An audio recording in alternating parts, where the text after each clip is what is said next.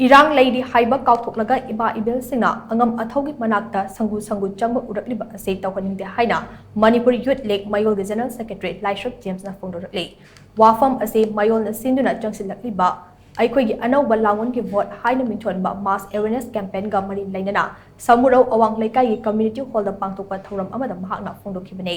samurau awang laikai gi maira paibi ima ibil kayana saruk yaduna pangtokiba campaign aduga mari lainana James na hai Mamang Jehigi May Tang Humdagi Horakiba Irang Ase, Kautokiba Dona, Hadak Madak Ima Ibil Sina, Angam Athogi Manakta, Sangu Changbagi Mami Ama Urakliba Ase, Tasena Live Activity. Aranba politics na Yufam Oidaga Ima Ibil Sing, Tamai Kiba Yabagi Moong the Urakliba Fibum Ase, Makatana Tapaning Day. Ase Gumba Tawong Ase, Mamang the Hana Uramanda Day. Wafam Ase social media platform sing the so, Parks and a viral Oidapaga Loinana, Tawong Ase, Kana Amata Pam the Hibase, Kamena Chumbakaya, Inabada Kangwang of the Haida Mahana Funduke. Laisham James na Makatana High, Mayol the Tangsi Lakliba campaign Asina Pidiba Paujul Day, Pangtoka Riba Mikal Ase Harau Kumut on Tokuna Sarum Jabi Kano, Sel, Choksa Hajanaba Amade election campaign Chumba Yautana, Apam candidate that Yamgi Mama Yamlago watching right adu season of Pio. Amotpa amasung awabana thalaba khunai ama politics na mamai chungba to ribani haiba asida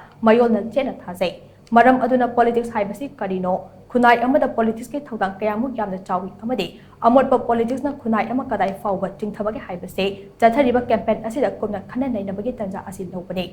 Wafam sing asida puna wakal taminaraba matong miyamga loina mikal asida tawwadaba amasong tawroidaba kayagi matangda apunbagi oina parif kaya amasu lobinaraga lakli haina James na makatana phongdoke Mayol na sinduna chatharakliba mass awareness campaign gi thawram ado irom maijraw amasong chongtham kona daso maiki adung ima ibel kayaga loina na pangthoke campaign aduda tongan parif kaya ima ibel singna lauke